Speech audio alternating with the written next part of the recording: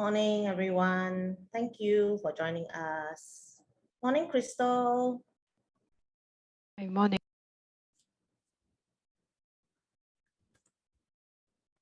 We've got 18 people. Morning, Sohun. Yes, can everyone turn on their video? Because this session is going to be very engaging and interactive. So it will be good if everyone turn on their video, then we can put a name to everyone's face as well. Because later there will be activities.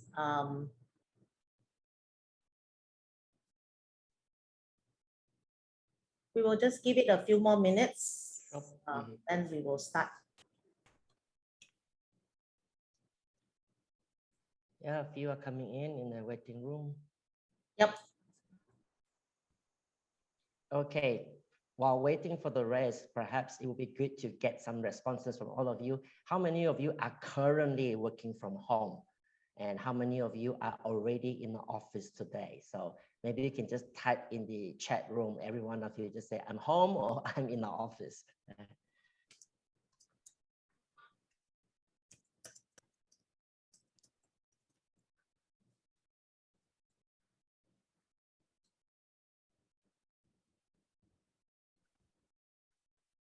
Okay, a lot of you are still at home, yeah? Anyone dying to go back to the office? I can't wait to be back to the office to see my boss. They still see their boss even without going to the office. At least they have what do you call that, a screen between them. Yeah.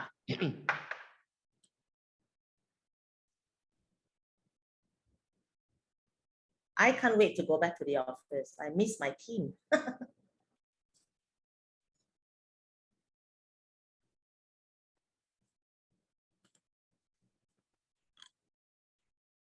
For us, we have been working from home since even before the pandemic. Yeah.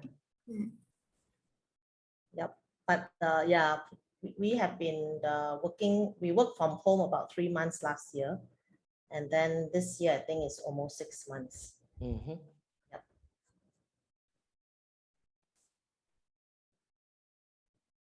I think many will be working from home till end of the year. I think a lot of organizations have told them to work from home until the end of the year.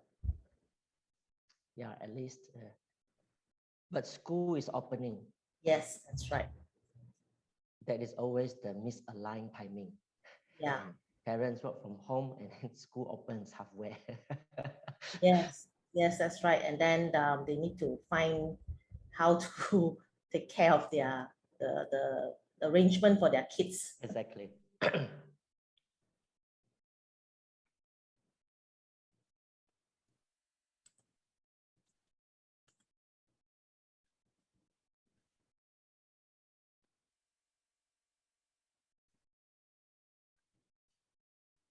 Okay, maybe while we let others to come in, because some of them are not in yet. Maybe before to let others to come while waiting for others to come in, maybe just let me just say a few words. My name is Pat. I am actually from PM Resources, the organizer of this webinar session. Basically, every quarter we do have a webinar session. It used to be a physical session where it is held at our office, but due to the pandemic, now it is gone online. And we actually find webinar sessions online is actually rather effective as well. It's just as good as having it at a physical venue, right? Because we can do a lot of interaction and screen sharing and even breaking out into rooms, just like in a physical session. Now, so today is our third quarter webinar session, or what we call webinar tea talk session. So do make yourself comfortable wherever you are, get yourself a cup of coffee or tea, and then so that every one of us can enjoy the session. Now, our speaker for today is Mr. John Lau. John is actually from Hann Consulting Asia.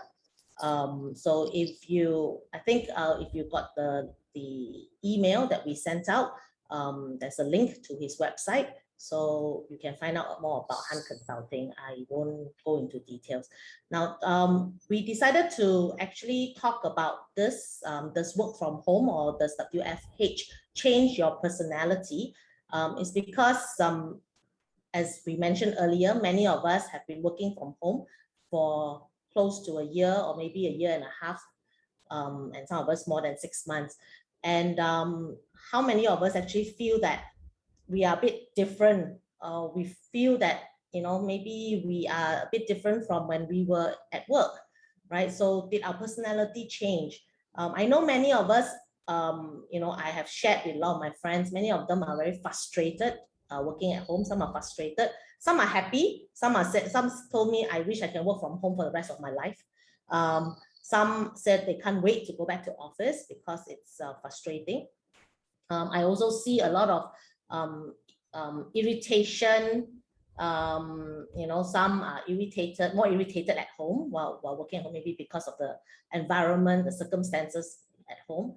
Some are happy, some are very zen. They said, oh yes, I feel good. I can, as long as I do my work, I'm fine, and I produce, I'm happy to work from home. But have we changed? And when we go back to the office, maybe later this year or next year, will we be different? So maybe today, when John shares, he will be able to enlighten some of us, why we behave the way we do, and did our personality really change? Yeah. Okay. So over to you, John. So take it away.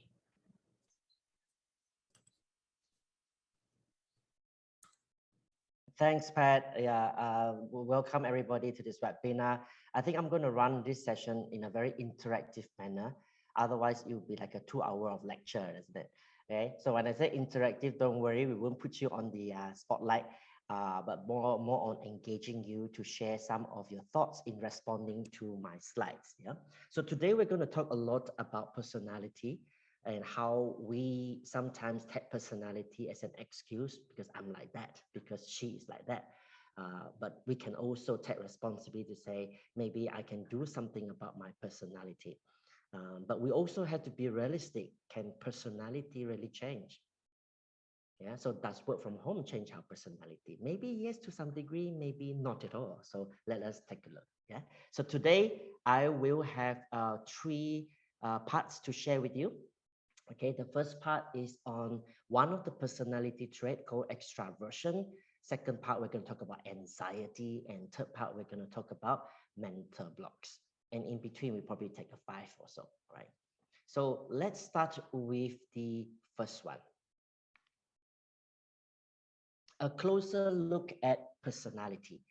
I think it is very common for us to look at people into 2 broad personality. I'm just using very layman's term, okay? And people like to say who is outspoken, who is not. And we call them what? Extrovert, introverts. Am I right? Yeah. So how many of you here, whether you want to raise your hand or type in the chat room, how many of you here know yourself or people know you as an extrovert?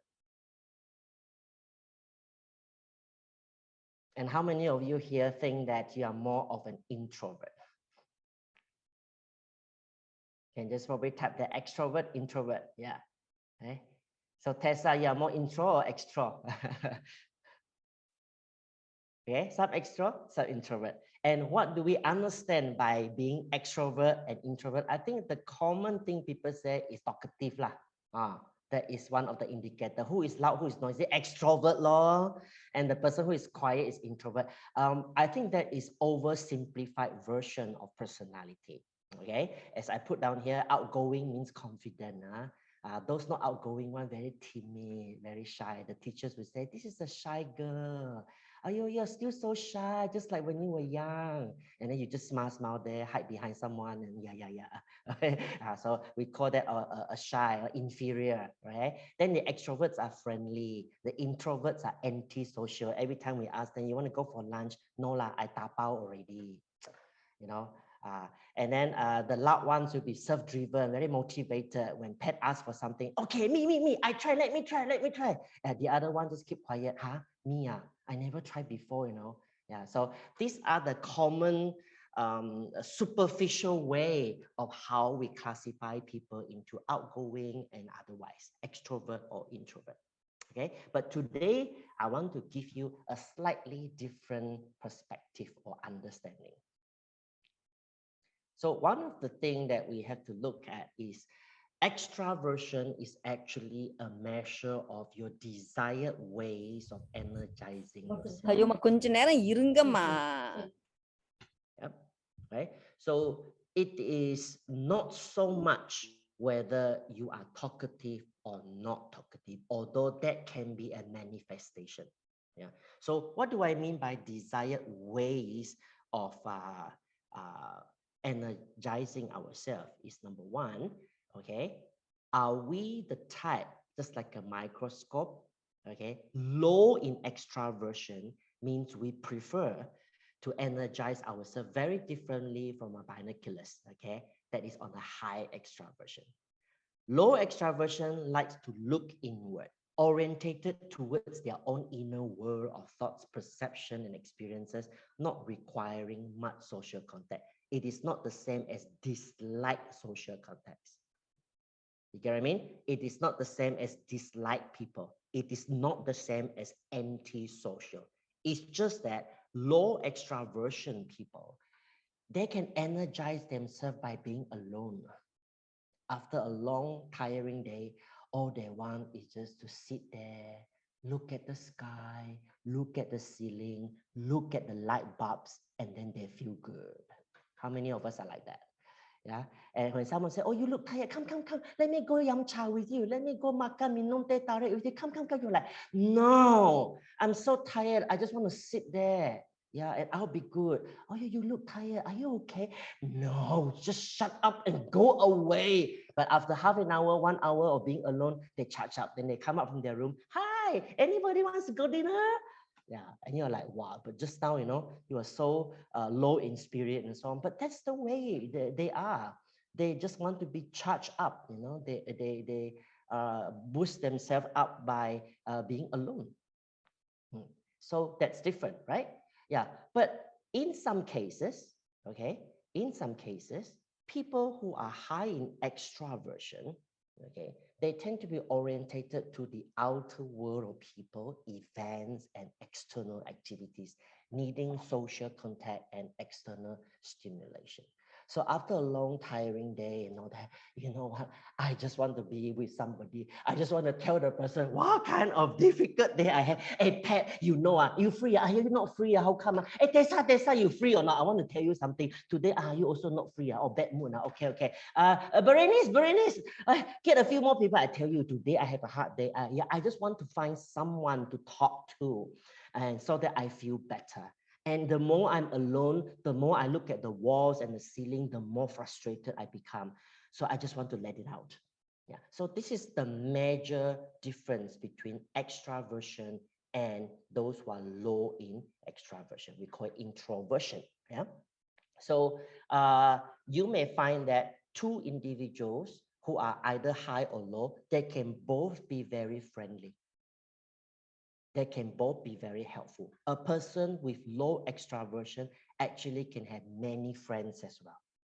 Just that they don't go out in a group all the time every weekend. Yeah, there will be more towards the one-to-one, small discussion, yeah, more private, more personal type. So those are more of the low introversion. Yeah, and I saw a joke somewhere that said that introverts are talkative only with the right people. Means they're more selective. Okay, extrovert, they just talk, they just want to socialize, not because they like you, they just want to get rid of their frustration or their excitement. Okay, so let us not take friendliness as a measure or as a differentiator. Rather, understand them from where do they want to get energy from internal or from external. All right, so you'll be surprised. You can find somebody who is very talkative, very sociable, good communication skills, very confident, but this person is actually low in extraversion. It means when a person is on the stage, when a person is performing a job, the person can be very outspoken.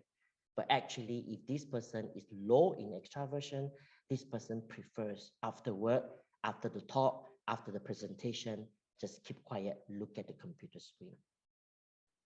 So sometimes we get misinterpreted. We see someone, firm handshake, walk steadily, we say this person is outspoken. He has so many friends, Yeah, but actually each of the friends, he probably would just be high and by and keep only a few close ones. So this person is actually more of a low extraversion.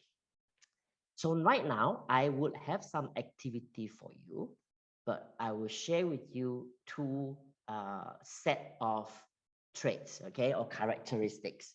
On the left side, you see this is low extraversion. On the right side is high extraversion. Each comes with 5 statements. I want you to read through each statement and select the statements that are correct about low extraversion on the left, and select the statements 1 to 5 on the right that are correct about high extraversion. Some are very close, okay, is up for debate and discussion. So the facilitator, Berenice, Tessa, Tang, and Kairos, please screenshot this page. I'm going to just send you to smaller breakout rooms so that each person have a chance to at least express your point of view. Okay, so you can choose more than one answer or none or all. Okay, 1, 2, 3, 4, 5. Which one do you think is correct about low extraversion, and which one is correct about high extraversion based on the introduction that I have given? Okay, so I'll give you at least like 5 minutes to do that. So I'll see you in your breakout rooms. Yeah, I think everybody is back now. All right. Now, the tendency is when we look at these two lists, I think most of us have the tendency to choose which one is me, right? That is why you get confused. I think I'm a bit of 1 here, 2 here, and then 3 here, 4. So I'm a bit of both, That's why you get confused. Now, that is where this activity is not about profiling you yet, okay? It's more about, do you even know how to identify what is low and what is high? So let's take a look at the low, okay? Do we understand low extraversion correctly? Which one belongs to low? 1, 2, 3, 4, 5, which is correct? I know every one of you choose number 5, that's given. They feel assured and energized by spending time alone. Other than number 5, what else?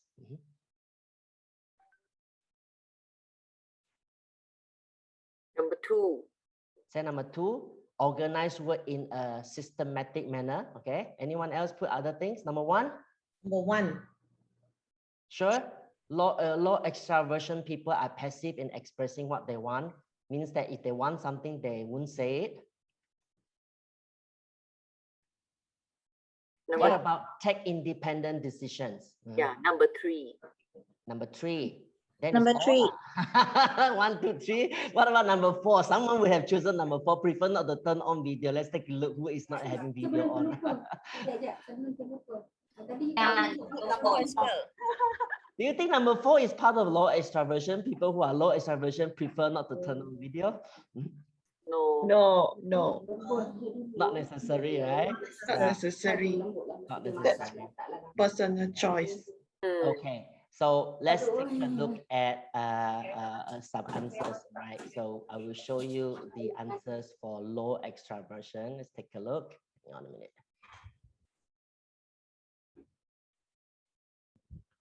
So for low extraversion, it is supposed to be number 3 and number 5 only. Oh, wow. Ah, how so? Okay, you see, they are not necessarily passive. So if you think you are a passive person in expressing, that has something more to do with lack of confidence and lack of other things. It's not because you are low in extraversion. All right.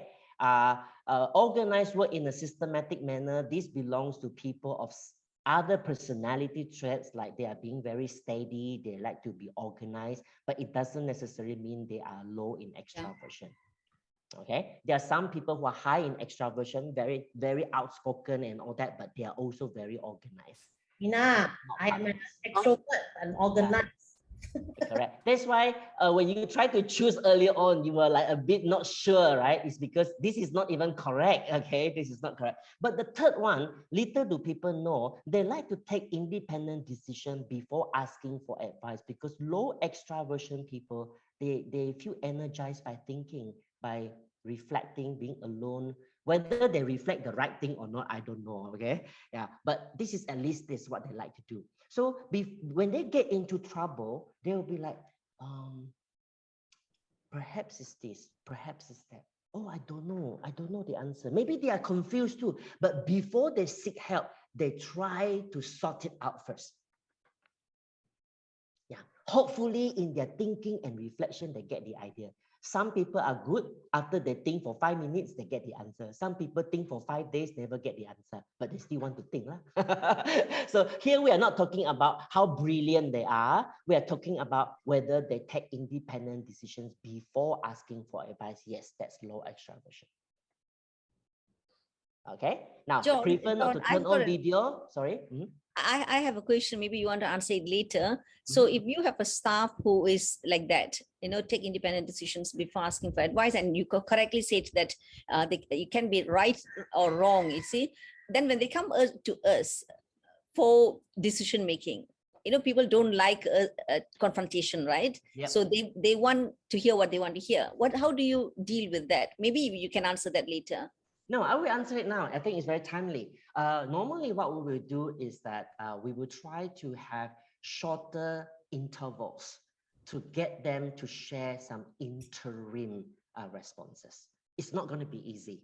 If you do have a lot of employees or team members who are low extraversion, this is something the leader has to adjust to do. Okay, yeah, you just have to let's say Pat is low extraversion, so I will have to at certain moment come to her. I cannot wait for her to come to me because she will still be thinking. Yeah, I need to come to her and say, up to now, okay, which part have you thought through? Which part have you been analyzing? So even if I ask a low extraversion, okay, 1, 2, 3, 4, 5, can you pick which one? They may take a long time because they are thinking, all right? But if I want it faster, then I will go to the person. Instead of showing them 1, 2, 3, 4, 5, I show them 1 and 2. Between 1 and 2, which one is more correct? It's probably easier for them to 1, okay. Then between 1 and 3, which one is more correct? 1. Okay, yeah, at least you get some response. So it seems to me you think 1 is more correct so far from the comparison between 1 and 2 and 1 and 3. Yeah, you get that kind of progressive response from that. So that's what we do. But of course, if your team leader, if you are an impassioned person, you probably lose your cool along the way. But this is part of adjustment. Yeah, if you are a team leader and if you know this is your team member, you have to adjust your style. Otherwise, they would rather be just quiet and think through themselves. Yeah, thanks. Okay, in terms of turning on video, nothing to do with high or low, all right? And number 5, of course, is given. Okay, any questions on low extraversion? Any disagreement? Any hostile objection? Pat, you think number 1 is there? Why do you think so? I think so as well. Sorry. Well, yeah, Mahalakshmi and me are classmates. We've known each other since we were 7. and our class seems to be mostly extroverts, but now I think we also know we have some introverts as well. Yeah. Yeah. Okay. Passive. Pat, I'm one of them, huh? Now, I can tell you passive belongs to another trait, okay? It's not part of extraversion. It's because people who are low in extraversion, those who know what they want, they may not necessarily be passive. They probably take independent decision, that's all. Yeah, they'll just be thinking through. In fact, they probably already know what they want, some of them, and they'll just be telling you, no. You're like, would you like to come? No. Can you explain why? No. Yeah, they are not passive. They are very firm to tell you no. Yeah, they're very firm to tell you, I want A. No, I want to have coffee today. No, nothing else, just coffee. It's okay. I don't want to explain to you. I just want coffee. You have coffee? No coffee? Take it. That's it. Forget it. Actually, you're They right. can be You're very right. firm. Yeah, yeah. Okay, I so it's changed not my mind. passive. If anyone is passive in expressing their view, it's probably because they are they have other factors. Yeah, even a high extraversion person can be passive in expressing their wants. You know why? High extraversion can be talking a lot. Then suddenly you ask them, so which one do you love more? Well, anyway, maybe they change topic. They're very good in changing topic, but actually they're equally passive in expressing what they want. Yeah, fear of rejection, fear of criticism. So them highlights. But we get carried away by the person being outspoken. Have you seen some team members or colleagues or managers in the office that talk a lot? They are very outspoken, but they hardly make any decision. Got or not? Mina is like smiling there. Yes, yeah. You'll be like, talk a lot. Wow, chop. You know how we should do this, how we should. Okay, right. So between this marketing A and marketing B option, which one should we commit? Actually, it's hard to say, you know, because you have to look at the best practice. Oh, talk. Which one are we choosing? You know, we should have a team decision. It's not up to me. Yeah, they are actually avoiding. Yeah, they are totally inconfident. They are only outspoken. All right, so let us not read people wrongly and judge ourselves wrongly. Just because you are introvert doesn't mean you have no idea, am I right? Yep. Yeah. Right? So don't let anyone tell you you're passive, you don't know what you're inferior. No, I think we should be confident in ourselves. If we are low in extraversion, we just want to have time to energize ourselves in a different way. Okay? But you could be, I'm not denying, some low extraversion people are also passive. They are also very organized. They're also shy. They don't want to turn on their video. Possible, right? I'm just trying to differentiate. Those are not part of extraversion. Okay, now let's move on now to high extraversion. Let's see how many of you got it right. Which one do you think belongs to high extraversion? You can just unmute to speak, yeah? Don't wait for each other. Okay. 3, 4, 5. 3, 4, 5. Okay. The rest of you, we have 2, 4, 3, 5. 4, 5. Or we also have 2, no? 3 and 5. Or some say it's only 3 and 5. 2 and 5. 2 and 5. So far, no number 1. Everybody thinks number 1 is not part of high extraversion. Sorry, John. Actually, 4 is not. I was telling in my group also, 4 is not for me for a Okay. high extraversion. Yeah. So 4 is not. Yeah.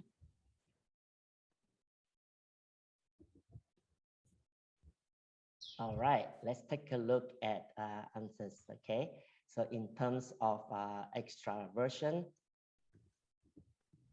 number 4 actually is correct.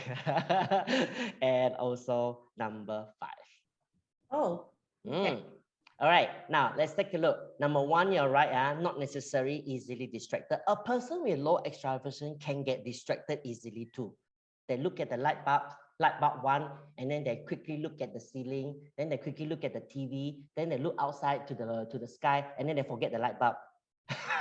Then they look again. So they can be easily distracted as well. So it's not necessarily high extraversion. Now, prefer flexible work structure. Not necessary. Some high extraversion people are very organized. They can also be equally rigid. Mm. Follow the sequence. Yeah? Comfortable in sharing personal issues, like I said. We thought high extraversion people are outspoken. They chop, chop, chop, chop, chop. And you will realize that at least half of them refuse to talk about personal issues. They don't mind to talk about others though.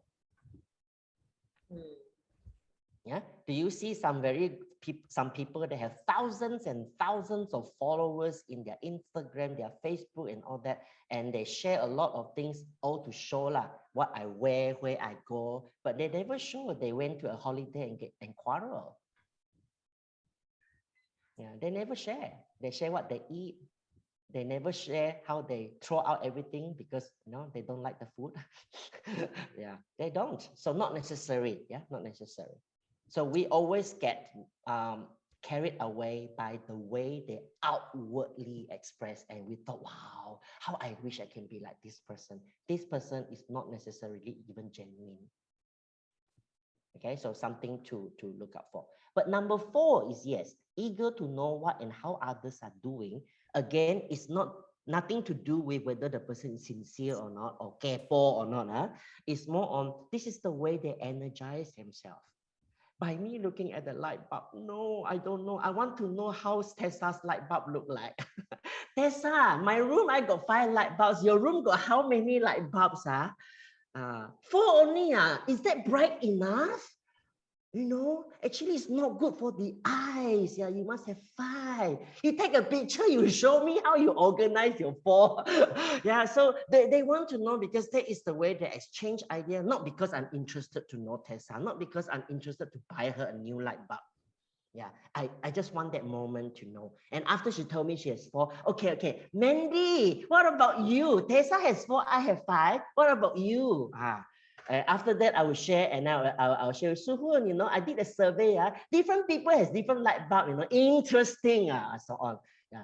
And at the end, it's okay. I need to go off already because now I'm energized, fully charged up. I dump you. I want to carry on with my own work.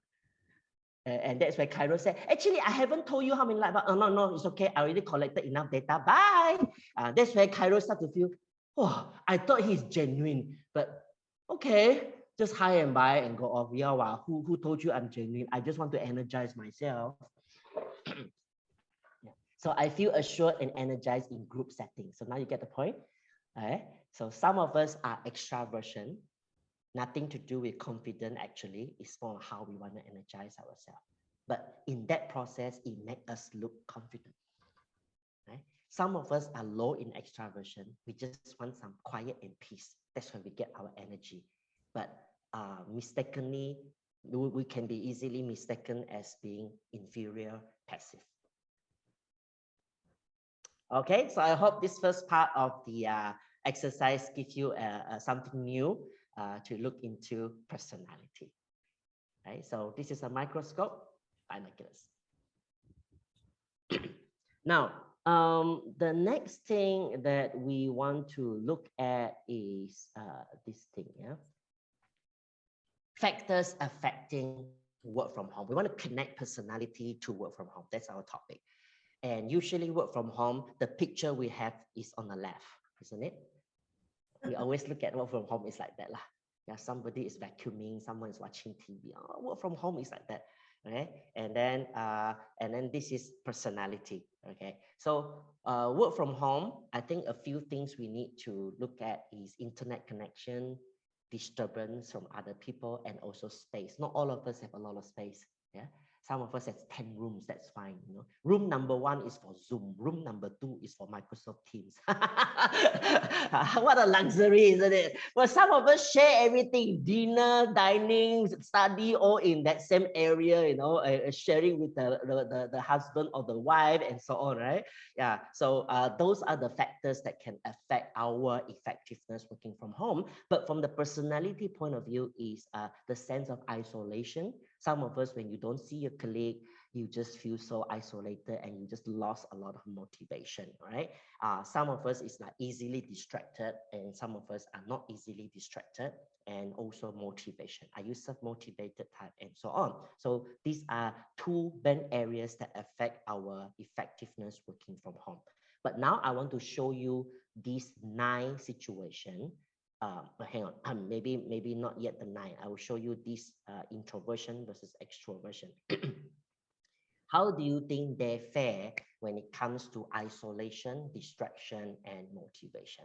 In summary, this is where we say introversion people are unable to avoid unwanted household members. They want to be isolated, but they can't. Okay? Because someone is always on the side there watching TV. Someone is always on the side there chopping something in the kitchen. Yeah. So that's a problem. Extroversion people has a different problem. They are unable to get enough responses from others. I text Tessa, I text Brett Tang, I text Atika. Check again, they already read the message. How come no response? This is so difficult. In the office, I can at least scream, Tessa, can I have this? And Tessa will say, not yet finished, you know? Yeah, but now I text her. Hello, can you let me know? Have you done that? Half an hour later, she said, in progress. Oh, why can't you tell me that 25 minutes ago? Okay, now I'm going to ask Pat, you know how you do this? And then, yeah, so she doesn't respond. And only later she said, oh, sorry, I was in a meeting. I'm like, yeah, everyone is in a meeting. How come you never respond? So you have two different challenges. When it comes to isolation, both are equally feeling having trouble with isolation. Introversion don't know how to have their own space. You know, they just feel that they're working at home. Everyone is entitled to their space. So actually, I don't like, never mind lah. I shouldn't say lah. Okay. Yeah. The other person is that I want to get information. I can't get it as fast as I want. Anyone experience this? Whether you are extraversion or introversion, you can identify with that. Yeah. Okay. Distraction. Okay. The low introversion, the low extraversion person, which is introversion, they tend to overwork. It's a form of distraction too. You know why? Because you do not know how to draw a balance. It's all about overwork. Okay. Extraversion, over communicate. Every email, everything you want to participate, because it's now very easy. It's all virtual, right? Then you ended up agreeing to 2 virtual meetings at the same time. You're like, oops, never mind. I attend this first. I unmute there. Yeah. Or every email you have to reply. Every WhatsApp messages you have to reply. Yeah. And you also feel tired that I have to entertain so many people. When it comes to motivation, I think introversion people need to learn to reset the boundaries. Otherwise, you feel very suffocated. From number 1 and number 2, you don't know how to have your boundaries. Everybody, you know, is interrupting you, and sometimes you overwork.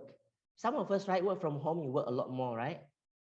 Bosses always worry that you work from home, you are lazy. Correct or not? Right? Those of us who are bosses, you always wonder, work from home, must be watching TV while doing the work. But you end up actually doing a lot more work, as what I hear from many people. They said that now worse, you know, 24/7. Saturday, Sunday also my boss said, can I have the report? And I just automatically send and realize, hey, it's a Sunday, you know. Okay, never mind lah. Since I already sent her first report, send her the next 5 report lah. And after that, then she said, report number 5 contradict with report number 1. Oh yeah, let me say, okay, correct it lah. Hey, it's a Sunday, you know. But anyway, since I'm not going anywhere, might as well. Yeah, you ended up overworking as well, right? Yeah, and then you feel tired. The extraversion people has a different problem. They need to reset social hour, because they cannot wait to, you know, really go out with people and meet people. And so they find it very bored, you know, every time it's all about work. There's no small talk. So you need to learn to set some gossip time, you know, some chit chat time. And so in between, it's like, Berenice, 4:30 later on, I got a lot of things to tell you. Yeah, okay. Yeah.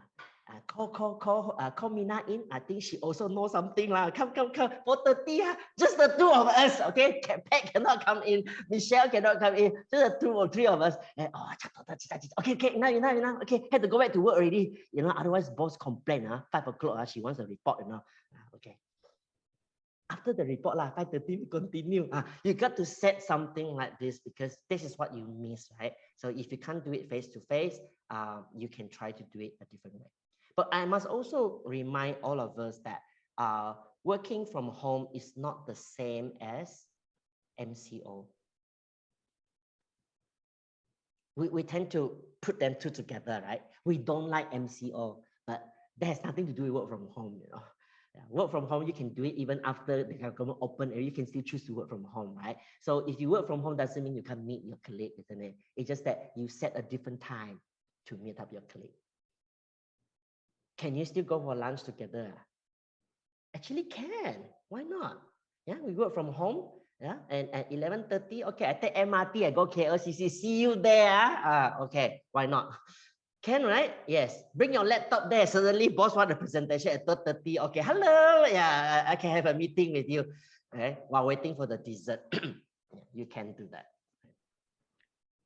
And so this is there are some positive things, okay, that I have heard from people working from home, but this is what I want to highlight to you. Work from home doesn't really change your personality, okay? If you are a real disorganized, dirty person like this picture, you will always be, okay? But, okay, work from home forces you to take better control of yourself. Whichever personality you are, and I'm just giving you one trait only, right? Which is the extraversion. There are so many other factors. Whatever you are, no personality is perfect. Any personality that is overused has its own problems. So working from home only forces you to take better control. So here are some examples of good positive coping skills: introversion and extraversion. I've heard from some introversion. They said, I make more connections via short video calls because it's now easier, it's now possible. And it's now easier to cut short my conversation because, we set half an hour, 20 minutes. And even if I really cannot cut short, I just disconnect. Yeah, so they find that it's easier, they have better control of that. Okay, in fact, they call and connect with more people. I become less territorial and more tolerant to different way of living. We are going to talk about this in part 3 again, yeah. But I'm just highlighting that some introversion person are actually feeling, while working at home, so many distraction. But slowly I learn In fact, I have one participant. She is a trainer, and the husband is a lecturer. What do you think? Both are competing for space, and sound.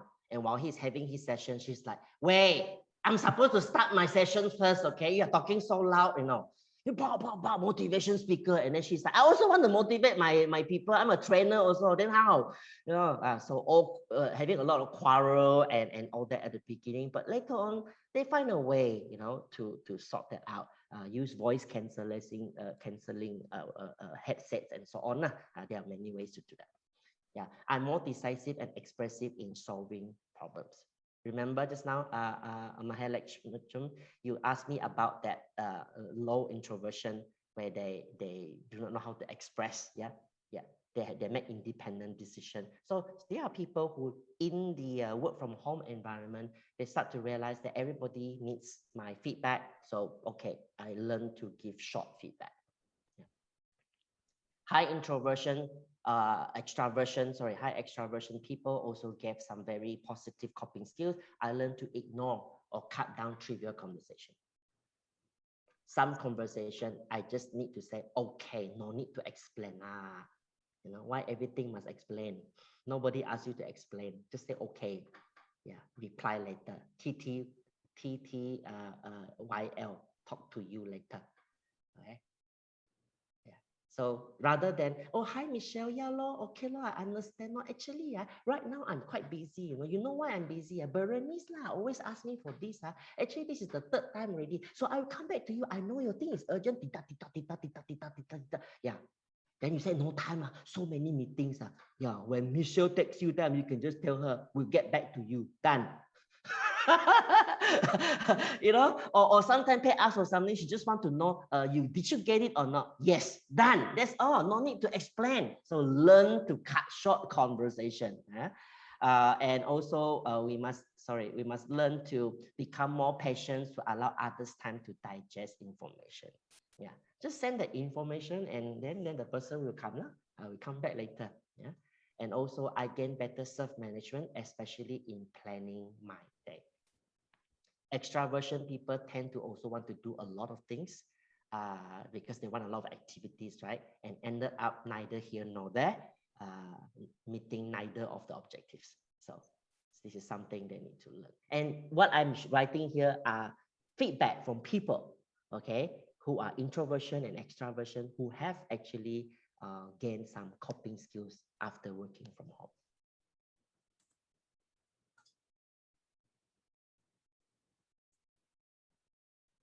Okay, so that's on the first part, personality, extraversion. Any questions, comments before we move on to part 2 and part 3? Any kisah benar to share?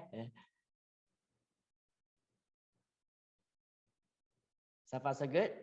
Okay. Right. John, I have a question. I think we are talking about two main traits, extroversion and introversion. But like what you said earlier, when we ticked what was wrong and right, there are also other things that come to play, like low self-esteem, confidence, and all the other things as well. So I think that also influences the coping mechanisms. Yes, definitely. Yeah. And which is why right after this, I show you another one. Then from here, you get to see a bit more complex parts of personalities. Okay. The second type of personality, or one of the factors, is what we call neuroticism, which is why I said, don't think too much. If you tell people don't think too much, that is sometimes overrated advice. It doesn't work, right? For those of us who have high anxiety, you hate it when people tell you, "Hey, don't be so anxious." You're like, yeah, you think I can control? What's so easy for you to say, you feel that they are not empathizing with you, You want somebody to say, yeah, I know how it feels, right? You cannot sleep, right? You cannot stop thinking about it. Like, correct. Rather than someone say, "Hey, don't think so much, lah." You just feel that, wow, don't think so much. So easy, so you don't empathize with me at all. So neuroticism is, now we want to look into how we can work effectively with our anxiety. If we can't control our anxiety, maybe it's time for us to work with it.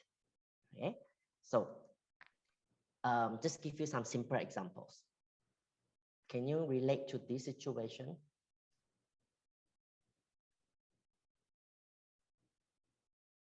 Berenice is laughing. Mina is nodding her head. So which one are you? Oh, I know my car well. That's me. I am the alamak. Alamak, still got 1 quarter. Alamak, what? Cannot feel tomorrow. Just in case tomorrow something happens. Yes, better I'm do like it that. now. Yes, I'm like that. I know my car well. It's okay lah. What are you, Pat?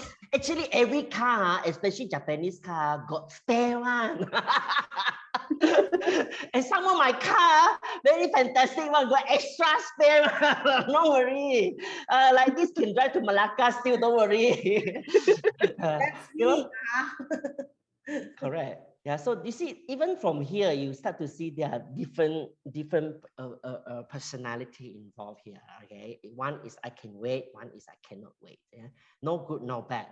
Both has its own strengths and limitation. Okay, And this is another one, another example where you look at 65% off, limit to 2 per customer, only free delivery, 65% for something, unless you really don't need it. If you need it, you'll be like, 65%, wow. Even though I still have a few more bottles, but 65% today only. Okay, bye. Never mind, can keep stock, no expiry date one, right? The expiry date is 2024, so okay lah. Yeah, some will be like, yeah, since you don't need, never mind lah. This kind of discount, maybe you wait next month, got 75%, Yeah, next month maybe no more leh. Or sometimes buy already, they still compare. I told you, you see this month 55. Luckily, last month I buy and grab it, Wow, they feel so good about it. Like, again, a simple way of differentiating the personality. And then another common example is strange, when your phone doesn't ring, you're like, hey, how come today no message? Check again. 5 minutes later, check again. How come? Normally Berenice will sure complain at this hour, don't have. And normally Tessa at this hour we ask for things, don't have. Why? Now you're anxious. Why nobody texts you? Some people, the messages there already, 10, 20, 30 already, didn't realize. Go and look. So many messages. Later I eat my lunch first. Oh, I know who that is. and the colleague will be like, we texted her from morning, until now. Oh my goodness, the person didn't even read the message. Yeah, some of us, when we go overseas, when we travel those days, what happened to you when you land in a new place? What do? First thing, you get off your phone, your plane, you activate your phone, and you quickly inform or call somebody you love or care for you and say, I landed or I reached, I sudah selamat sampai or something like that, right? Yeah, some people don't remember one. Yeah, they reach there, they don't even remember to turn on their phone. Until nighttime already, the family, the friends all worried, how happened to you? Oh, so sorry, because just now I was on flight mode, and after that I forget to turn back on. You mean after you land until now, you never think of any one of us? That's why now I think of you, I turn back on, it's already close to midnight when I get to my hotel. Sorry, lor. So you can how can you be so calm and just go and have fun and never even call back? I mean, to them is, why do I need to be so anxious, right? Just like the petrol, I can buy tomorrow. I mean, I can call you before the day is still the same day, right? Then normally they will tell you this, normally when I am in KL before I travel, do I need to text you every hour where I am? If you are worried about me, I can also fall down from the stairs. Why you never demand me to call you? Like travel, you demand me to tell you when I landed. See, their perspective is different because they are not the anxious type. So this is where we learn the second personality. John, I have a question. Sorry to be. Go ahead. Yeah. I still want to say I'm an introvert now, although I'm asking a lot of questions. You see, how come I am the alama in the first thing, and then the second one, I said, you can wait lah. I'll call you when I really reach the hotel. So you see a mixed trait there. Yeah, there will be different triggers lah. Yeah, I'm the other way around. I am the other way around. I am the one that knows my car well, but I'm anxious. But when I get to somewhere, I will quickly call someone. Yeah. That's why we are not 100% pure in any part. So if we were to pick on examples, we will never be very accurate. Okay, just like some of us are very calculative when it comes to money, right? Yeah, some of us are very calculative when it comes to work scope. Yeah. Some of us are very calculative when it comes to punctuality and so on. So we cannot use examples to determine, right? So what I'm showing you here is to at least highlight to you the kind of anxiety you feel. So the kind of anxiety you feel is actually determined by what we call this scale, neuroticism. How prone are you to anxiety? High or low? In summary, low is like a thermoflash where everything is kept inside. People really can't feel it. It's quite calm. Yeah, I don't know it's hot or cold inside, but it's calm. Yeah, and it's quite secure. It doesn't spill, right? But the one on the right side is a whistle kettle. very loud. When the person is stressed, everybody can hear one, and it start to shake. So that is just to illustrate low anxiety people on the left and high anxiety people on the right. We call it your vulnerability to anxiety. Doesn't mean either party cannot get anxious or anxious. You can get anxious. It's only how prone. Okay. So here we are. Let's do this together. Okay. Low neuroticism and high neuroticism. Same thing. Let us now choose the ones that are correct. Don't profile yourself, okay? Just choose which one is correct. Let's start with the low first. You can unmute to speak, or you can just type in the group chat your numbers. If you think 134, then you type 134 there. Yeah.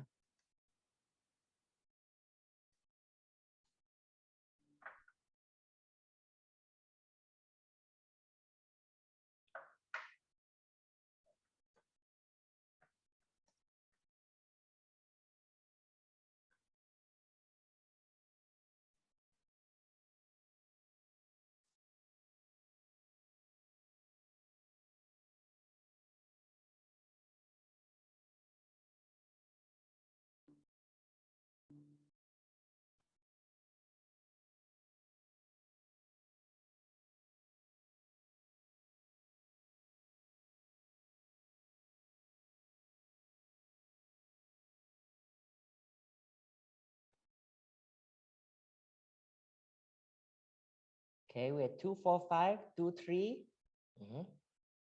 25.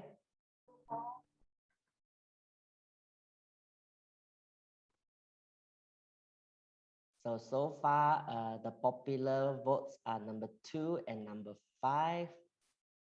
Okay, some 4, some 3. Okay. With the 4 here.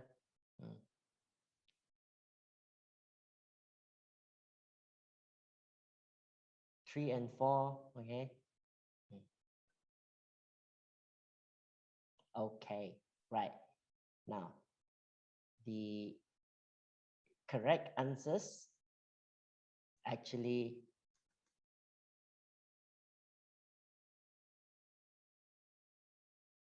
all the above.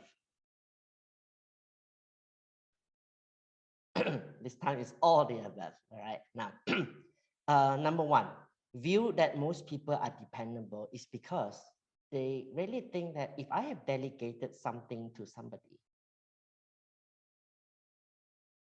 yeah, the person can do it one lah.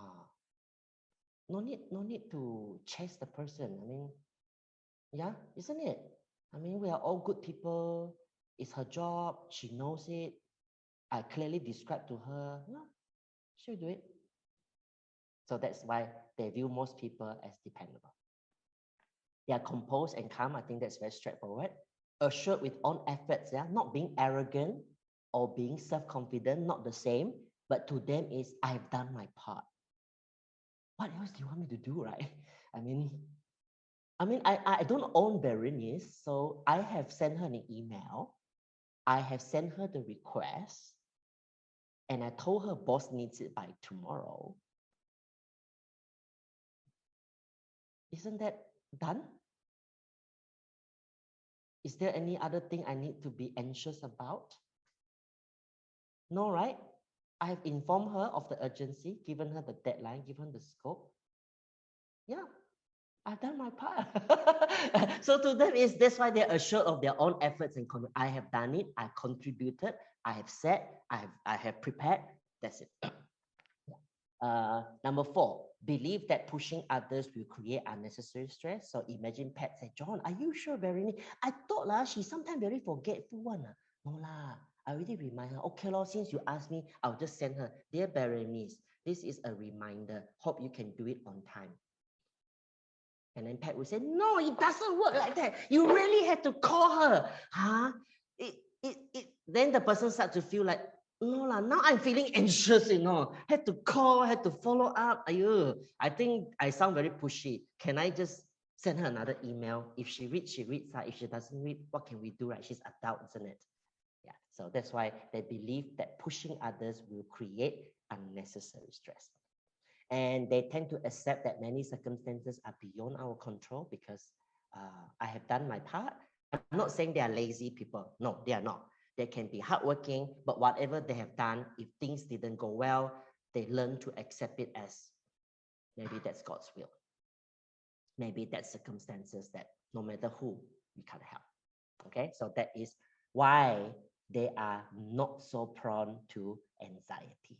So if you belong to the low neuroticism, wow, very good. You know, you are very blessed with that because you don't get anxious easily.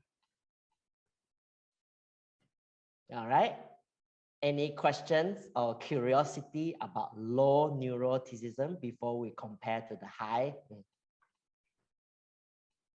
But many people will think low neuroticism people are like tidak apa.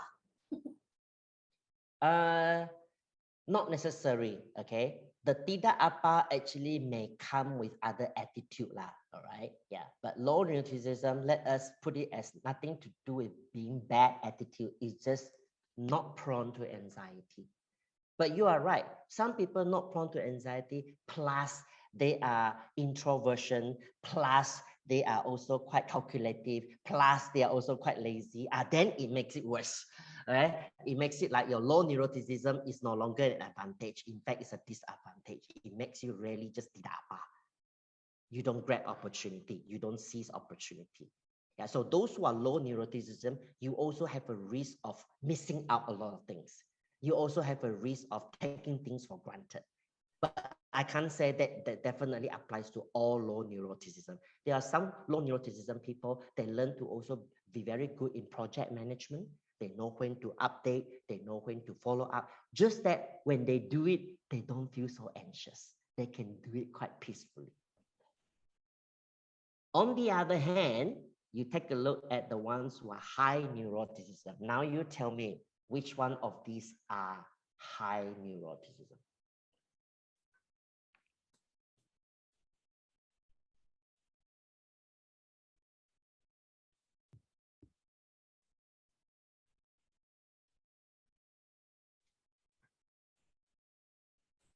Do the same thing. You can unmute to just say your answer or just type it into the group chat.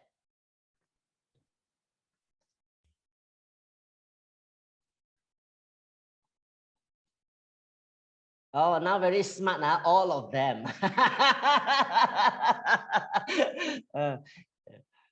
Anyone here can identify maybe one that is not correct?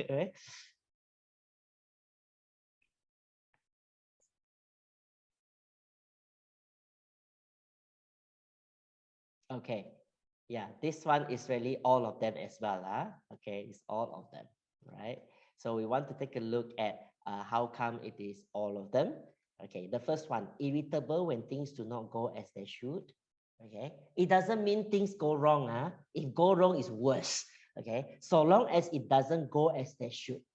I plan it in such a way, the sequence has to be A, B, and then F, and then E, you know. But don't know why you all go and put A, B, E, and F. I purposely put it F and then E. Oh, why you all change the sequence? Right? So that can be very anxious.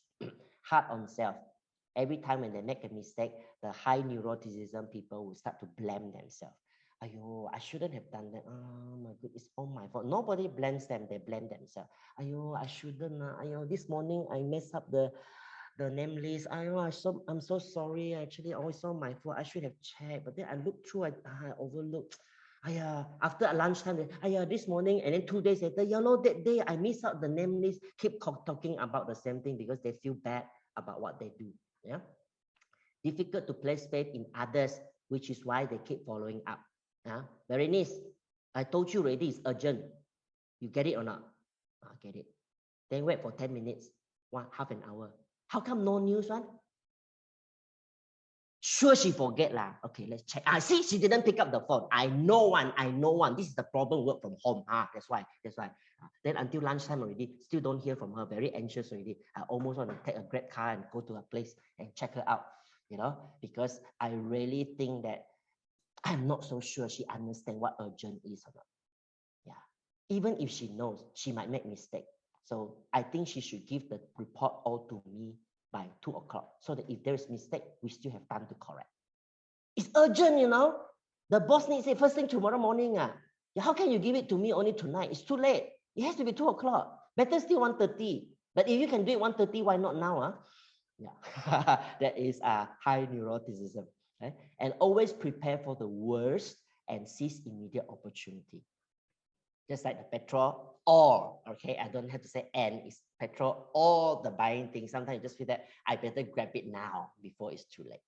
And finally, you see ahead of the negative chain effects, because you see that one little mistake Nina made is small mistake. And I would tell you it's a small mistake, but don't take things lightly. This kind of mistake will lead her to think that it's okay. And when she thinks that it's okay, next time she will do it again. And when she does it again, Berenice will follow, and then you will soon, all the team member become like that. And then after that, wow, you can link it to so far ahead. That's why you are so anxious for that little thing. You cannot forgive. You must stop it. You must correct it. You must confront it, because don't take lightly this small little harmless mistake. It will grow to a giant and it will affect the team.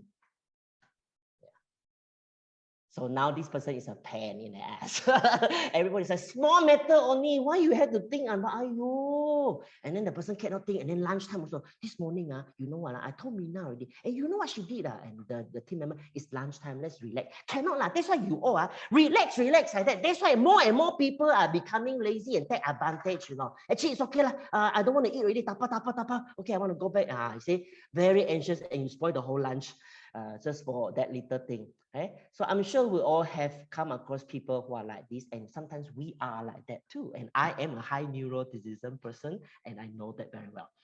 All right. So over here, as I said, high neuroticism people can get a lot of things done because you seize the opportunity. Low neuroticism people sometimes can miss out opportunity, and you do take things for granted to some degree. But high neuroticism people suffer a lot of anxiety unnecessarily, a lot of stress. And then you stress the people around you. Some conflict can be avoided one. Yeah. Some hurry can be avoided, but you spoil it. Low neuroticism people, on the other hand, take their time, but eventually nothing very bad happen, right? Yeah. So why don't we have some peace? So if you have a lot of low neuroticism people, certain things may not move. If you have a lot of high neuroticism people around you, you're gonna have a lot of high blood pressure. Yeah. So we need to have a balance of both. Yeah. So over here, can anyone tell me, are you more on the high or more on the low? I know the answer will be, it depends. No, I don't buy into it depends. Overall, okay, majority of the time, will you be more on the high or on the low? Right? Some say low, some say high. Yeah.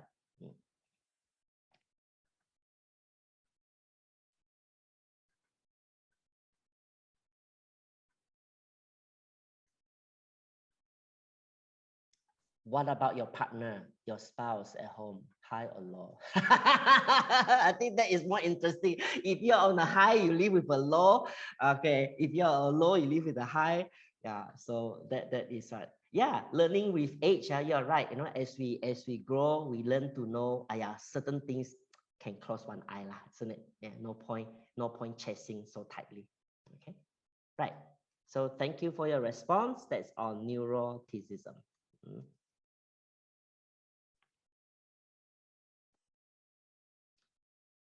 So what can we do, okay, to convert our high neuroticism to something productive? So this is something I personally practice, and I do find that work. I can't be sure. I have not done an empirical study to convince everyone that it works for everybody, but you can try out some of this. When it comes to working from home, okay, our topic is not on personality alone, but we are talking about working from home. If you have high neuroticism, as some of you put there, high neuroticism, okay, what you can do is to diversify your skills. learn something new. It can be drawing skills, cooking skills, IT skills, any other skills, because that's how you channel out your energy, right? Your anxiety. Otherwise, you put everything around you and your job and your family and all that is going to be very, very pressurizing. Another thing is duplicate your competency. This is a good time. Work from home, okay? You do have certain system. You start to realize that, you know, even like virtual training, you start to discover a new way of doing things, a better way of managing meetings. Yeah, video it. That's what the pictures say. Video it, record it, and then come up with a template and start to share with people. It's almost like a 101, you know, a basic 101 skills and all. So you transfer what you know, your competency, your experience into a template, into a 3 steps training program or advice, and you can help people, you can teach people, you can coach people. That will take up a bit of your time. That will take up a bit more of your energy away from your high neuroticism. The other thing is good to actually enjoy regular small treats in between. Yeah. Your dietary program it can be maintained. You don't have to eat all high sugar stuff, yeah, or high fried stuff, but you can have small regular treats, because that is how, you know, high neuroticism people release a bit of their steam. They channel out their energy to, you know, eating something small and they feel good about it, and whatever that may be. If you say, no, John, I'm not a person who eat small treats or snacks and all that, fine, maybe a cup of coffee or something else, you know. Another thing that I find it very, very useful for working from home for people with high neuroticism is really to have recreation at work intervals. I don't know, you are an outdoor and indoor person, doesn't matter, but whatever recreation may mean to you. Okay, for some of us who are very indoor type, then it's good to catch a TV series. Yeah, if you are the type, you can catch that in between your work intervals. It works for those who are high neuroticism, because halfway through, I follow some things. Some people would like to do some gym, yoga, or whatever. They even go for online classes. That depends. The examples can differ, yeah. But the whole idea is to have some recreation at work intervals. Yeah. You can even start to do push-ups, sit-ups or whatever, go for some fitness program online. You can do that in between, and you start to realize that, oh, it distressed me a lot, especially for those who have high neuroticism. So any one of you has been doing some of this already? Those who are high neuroticism, does it work for you? Even low neuroticism, you can still do this. Yes. Not necessarily really high, because I think I read somewhere for every 40 minutes, I think, that you are focusing on computer, you need I don't know how many minutes of break, something like that. Yeah. That's right. Which is why working from home, we have to realize one thing. Working from home is different from working in an office. You got to be more flexible with your routine. You cannot always have a 9 to 5 fix, because why? Overall, you do save time. Am I right? You do save traveling time. You do save traffic jam time. You actually have more time, more productive times in a day compared to if you work in an office. So therefore, don't worry. Even bosses also, you don't have to worry that if your employees at home from 2:30 to 3, they are actually doing yoga. You know, it's okay, because, you know, they are already spending extra time, yeah, doing other things. Of course, unless you say 2:30 to 3, I have an important client presentation and you go and do yoga. Of course, that's not right, right? But we're talking about between work intervals.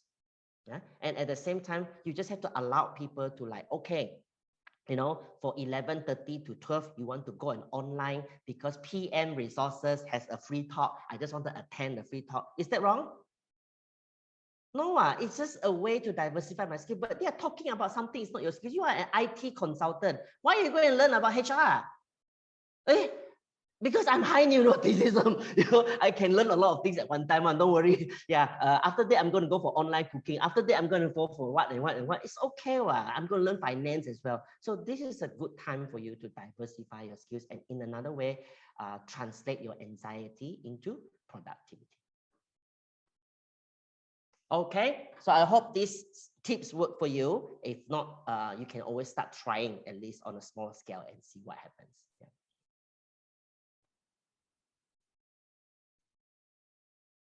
Okay, so that's on part 2, neuroticism. Is everyone still okay? Eh? John, I have a question. Yep. The way you told us the coping mechanism for high neuroticism sounds like low neuroticism is a better trait. No, not necessarily about being better. It's just that if you are high neuroticism, you do get more anxious, and especially working from home, you have less avenue to channel that anxiety. Right? If you are low neuroticism, you suffer less in terms of that. But remember, earlier on we talked about introversion, so that may affect you in terms of drawing boundaries and so on, right? But if you are low in neuroticism, a lot of things that happen around you, you can at least be still calm. So it doesn't affect you so much. You're right in a way. If you're low neuroticism, that's why earlier I said you're lucky. Yeah? Those of us who are high neuroticism, we wish we can be like you. Okay, if you're low neuroticism, very natural. When the world is quarreling, and you'll be like, "Aya, they also every time quarrel lah." It's like that lah. After 2 days, they'll reconcile. Oh, I'm actually high. Sleep, I'm actually high. If you're high, definitely it's difficult. Small little thing, you feel that, why they want to quarrel? I need to do something. Are they still okay? You see like that, face black. Why they like that? I wonder how long will this last? Every time like that, not healthy. In the future, you talk about future. You see the link. The low neuroticism people, they always quarrel one. After 2 days, they are fine. Yeah, so I wish sometimes I'm much lower in neuroticism so that I can just forget about certain things and sleep over it. And many times I learned that it turned out nobody died. It turned out nothing went wrong, and I still get the deal. The job still get finished. You get what I mean? Yeah. So don't over be anxious, but it's very difficult. You tell a person don't overthink. That is really very, very cruel. Okay, to tell the high neuroticism, don't be so anxious. No, instead we say, okay, if you think you're very anxious, maybe these are the few tips you can do to diversify, to channel your energy away.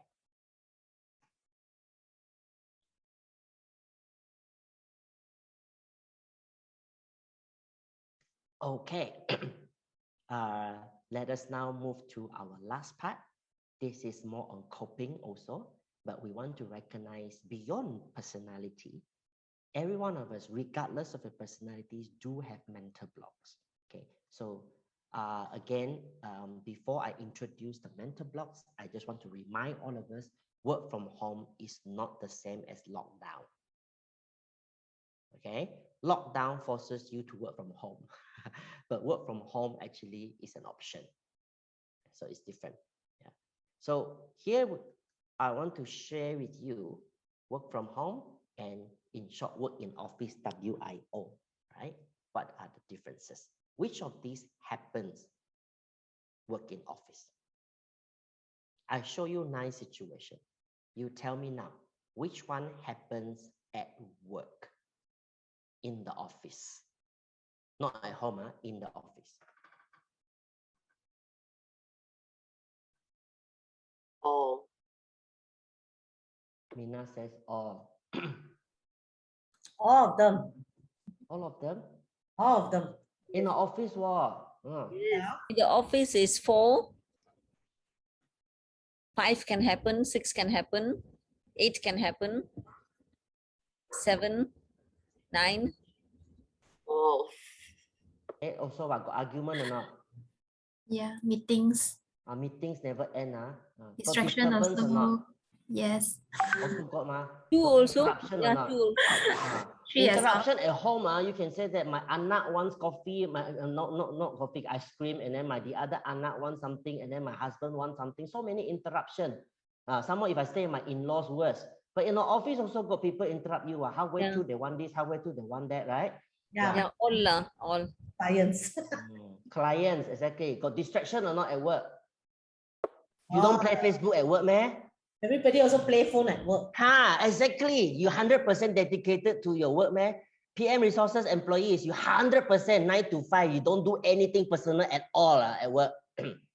Even the boss also get distracted. Exactly. Halfway through, I want to buy something from Lazada. Is that work? That also distraction.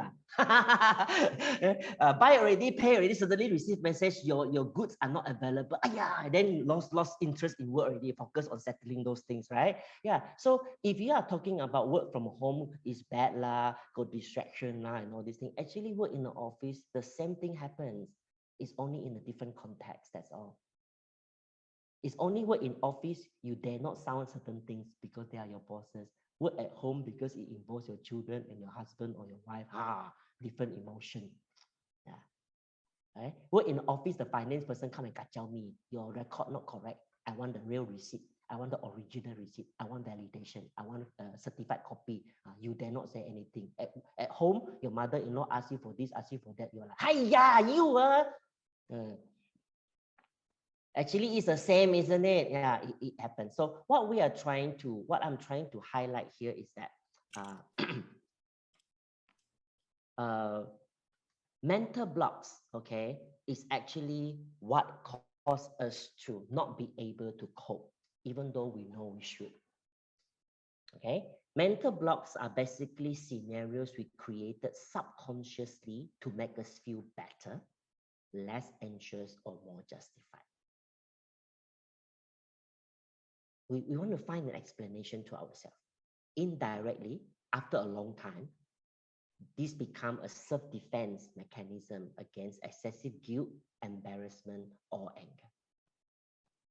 Imagine, I just use this, not everybody has that situation. Imagine your own mother or your own mother-in-law is staying with you, and sometimes you feel that they are very irritating or a lot of demands, and you answer back and it creates very unhappy situation. That unhappiness actually gives you some form of guilt, like, why am I so, to the old people also, I'm so, but no, actually it's not that I want to do that. You see, it's because, see, you explain to yourself, okay? You come up with a story. So after a while, that story becomes a reality in your mind. And that mind becomes so fixed that every time when that happens, you refuse to tolerate. And when people sit down with you and talk to you about it, you realize that actually it can be solved. It could have been communicated, but why don't you? Because she wouldn't listen one. I say, because she wouldn't listen one. No point. These are all self-explanation so that you don't have to feel bad that you didn't try enough. Okay, so there are many mental blocks, but today I will just briefly mention to you 3 types of mental blocks: fear of rejection, perfectionism, and selectiveness. So right now, I have an interesting activity that let's do together on the screen, but this is something for you to look at yourself. Now this one is no right, no wrong, okay? This one is not about right or wrong. This one is about you, okay? So be honest, no good, no bad. I want you to look at all the statements in the red color box. How many statements describe you? Maybe not every day, but you do come across quite often. Then you give a tick and you count how many red. You do the same, you count how many green, and you also do the same, you count how many yellow. Later on, you type in the group chat, what are your 3 numbers? Is it a 555, a 231, or 141, or whatever? You give me the 3 numbers. Yeah.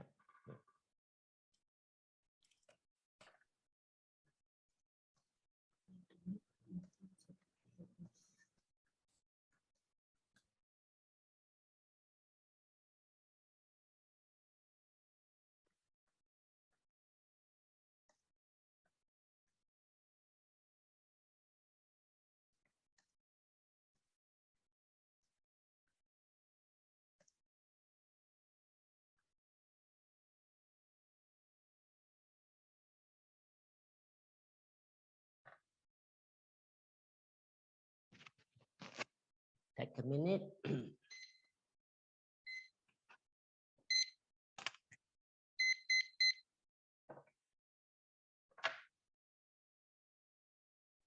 John, I don't understand how to answer. So for red, for example, you want us to say, like, if I say all is correct, so 1, 2, 3, It's a 4, 5. 5.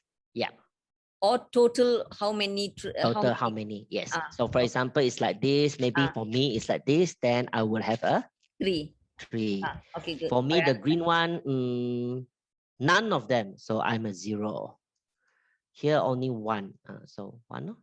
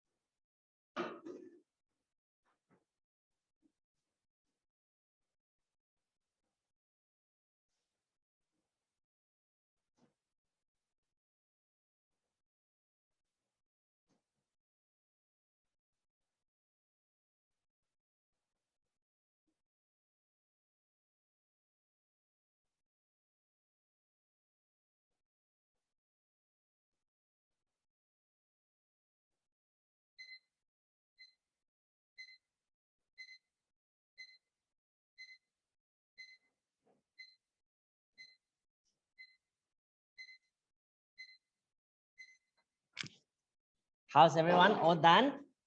Extra time. Okay, give you a little bit more time. Don't worry. Okay.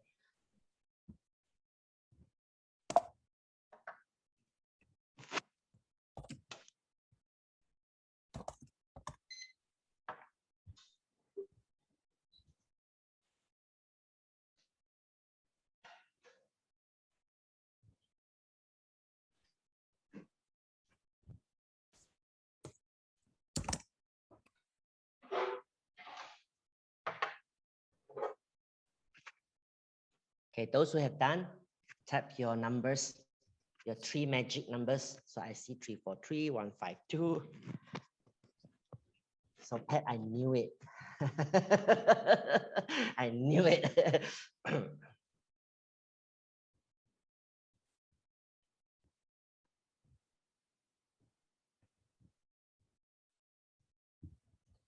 Okay, so we have 301, 022. Myself, I'm a 141.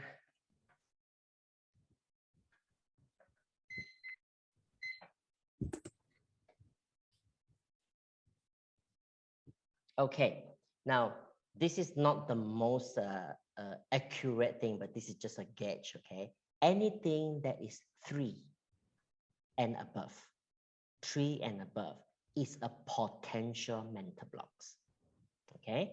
And what mental blocks are they? The mental blocks are actually this.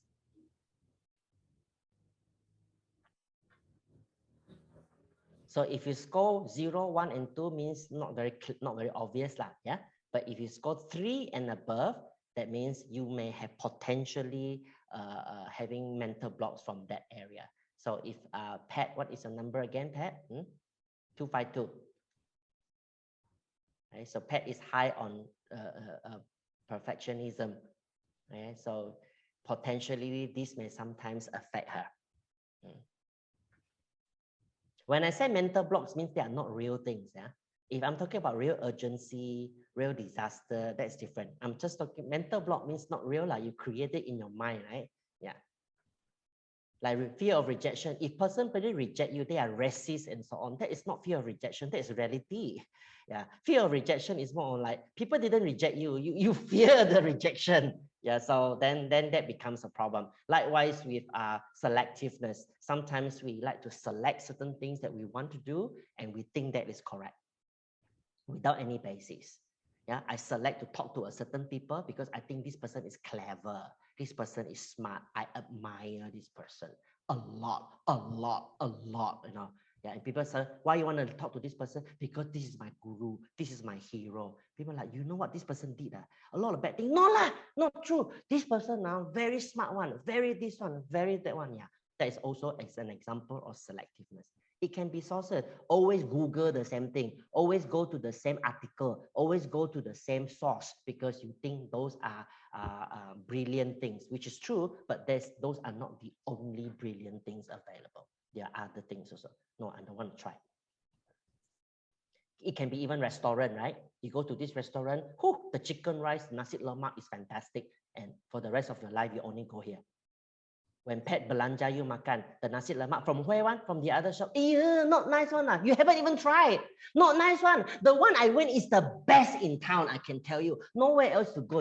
Yeah, this one also not bad. You try. No. Berenice, help me go and tapao again because the pet bought one not nice. Yeah, you know, there are people who are very selective as well. So that is become a problem. Okay. So let's take a look at how this is linked to the different areas. Okay. So if you look at the 9 things that are already happening at work or work from home, okay, if you have fear of rejection, it will make it worse. That's all. Okay. If you have fear of rejection, when you have disturbance, you don't know how to tell people, don't do this because not nice lah, right? Then you have interruption. You don't dare to tell people later, not now. Not good, right? Yeah, fear of rejection. Okay, same thing as distraction. People call you, you must reply. People ask you something, you must help. Don't dare to say no.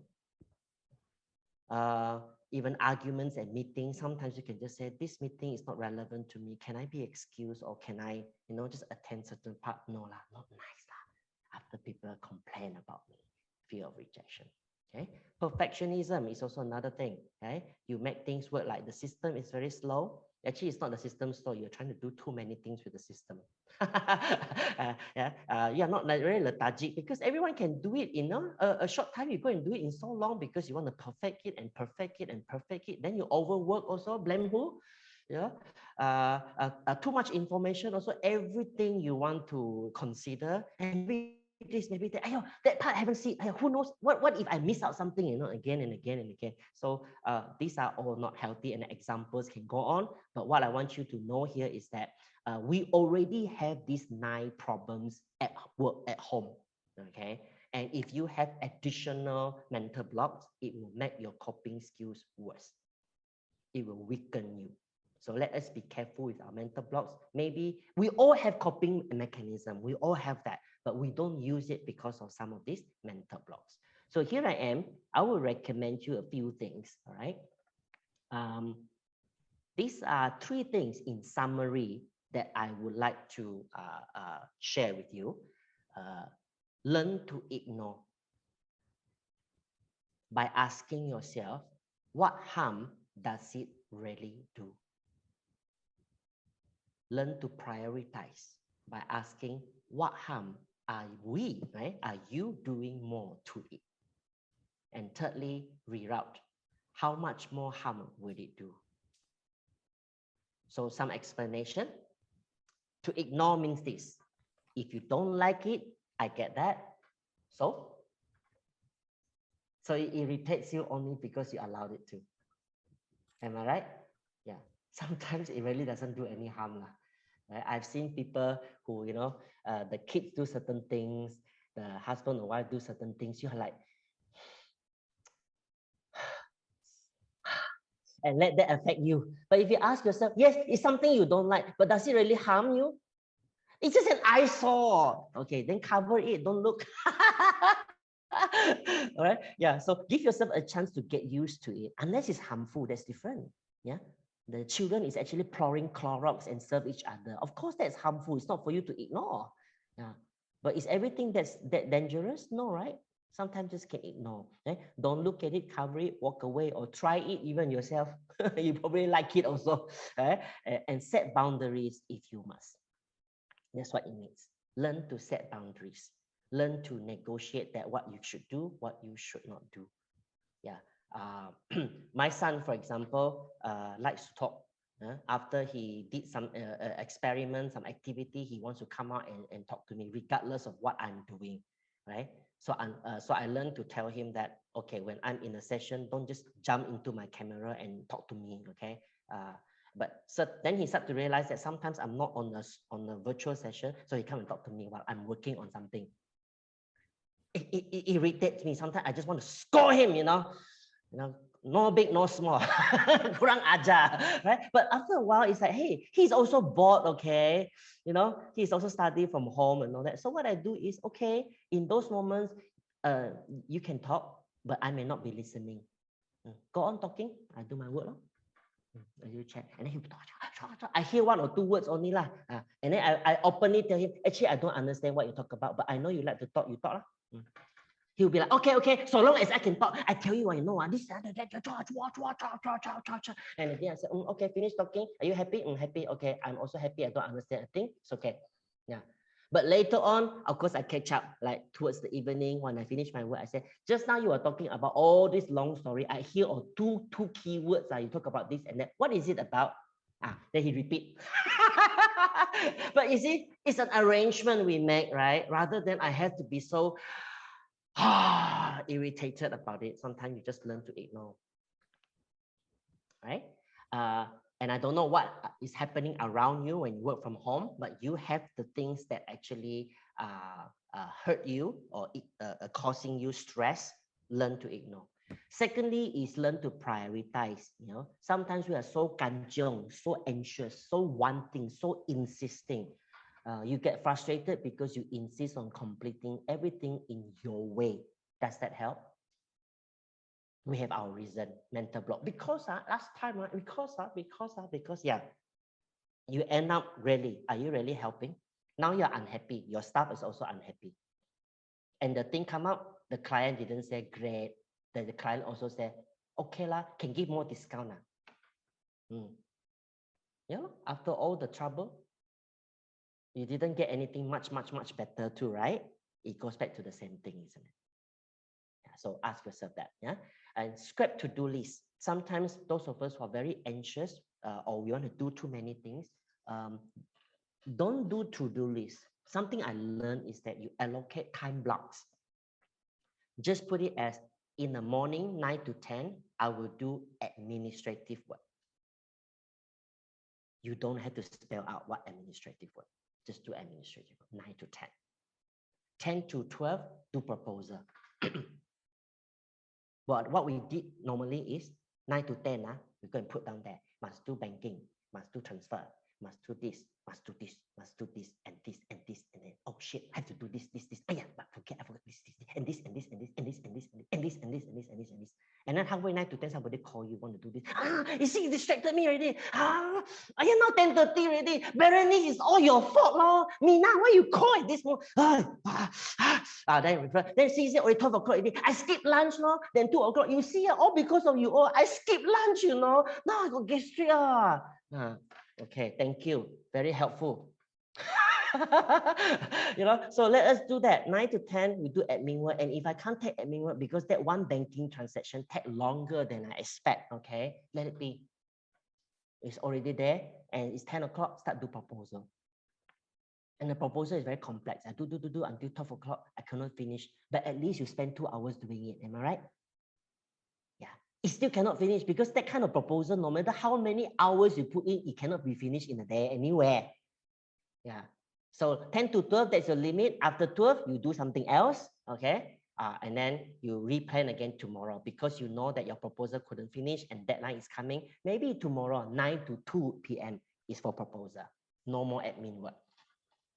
Yeah, just broadly, don't list down. So that is one way I learned. I attended a session somewhere and it teaches me this thing. And I think it's very helpful for myself, especially those with high neuroticism. Yeah. Reroute, okay. Reroute here means you have to, how often did your worry turn out to be true?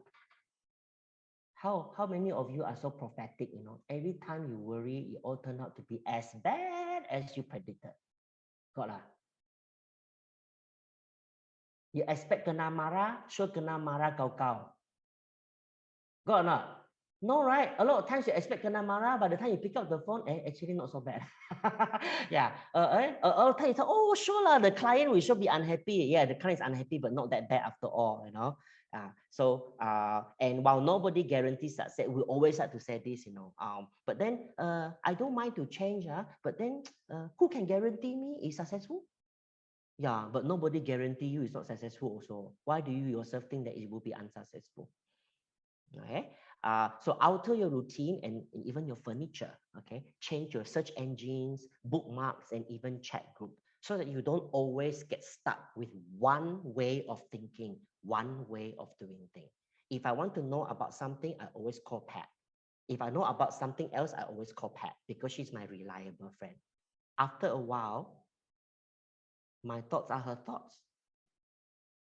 My ways are her ways. Did I hear from Mina? Did I hear from Michelle and anybody else? No, because my reliable friend is Pat. And I don't trust others. How can you trust others? Because you never even ask them, right? Yeah, search engine, always go to the same search engine one. Because search engine has certain logic, right? Yeah, if you key in certain things, they will only give you that few same link, isn't it? Change your search engine lah. Try something different and you start to see something different, you know. And I'm not a social media person. And recently, my son has been sending me things and I cannot open it because it's in TikTok. And to me, TikTok is for the youngsters, it's for the no-brainers. You know, I'm so intelligent and mature. How to do TikTok, you know? Yeah. So, but no choice because he sent me things and I cannot connect with him otherwise, right? So I installed TikTok a lot. Quite fun, eh? So a lot of things I share today also from TikTok one, okay? You're like, hey, actually you see a lot of smart people sharing their thoughts, very short clips, you know, 10 seconds, 20-second clips. Actually, you learn a lot also, right? Yeah, so these and those are the things I don't see from my conventional Facebook or something else, something very different. So you learn something different. Okay, change your routine. If you think that your Wi-Fi is not working, change the Wi-Fi. If you think that it's very noisy, change your headset. Yeah, if you think the position is not good, the dining table is not in the place, change. Yeah, if you don't change, that's why you will suffer continuously if you continue to work from home. Why must you think you do your gym or your yoga or whatever exercise must be from 5 to 6? Because in those days, you don't work from home, you finish work at 5. So you do 5 to 6. Now you work from home. Can you do from 7 to 8? Can you do from 3 to 4? You can, right? Yeah, learn to reroute. Okay, so this is what I would really recommend all of us to do. In short, 3 things: ignore, prioritize, reroute.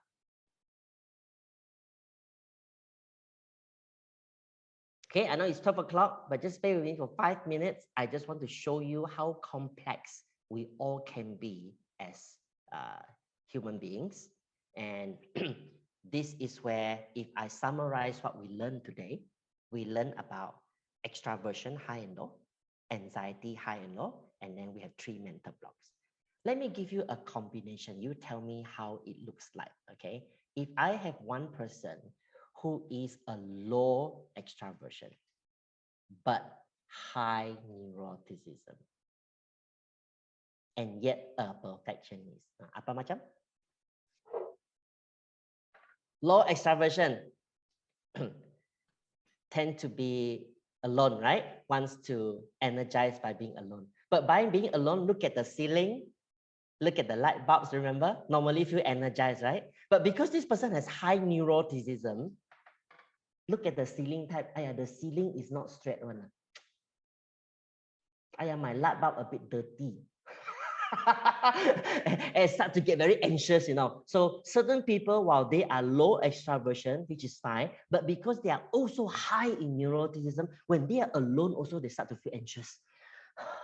Then they start to breathe heavier and heavier. Actually, nobody irritate them. They are alone, okay? But yet they cannot feel the peace because after alone, they get more and more angry. Then when they come out from the room now, face even more darker and green now. Right? So that is the thing. And then on top of that, perfectionism. Yeah. In the room, they hear some noise and they hear their 2 children talking. Then they cannot tahan. They must make a comment. You shouldn't use that word. They have to come out and scold them. Yeah. Then come out, scold them already. The peace is being distorted already. Now go back to the room, no more peace, and start thinking, why is it like that? It should have been peaceful. You know, I should have been left alone. I should have soundproof door, and so on. So now it becomes worse.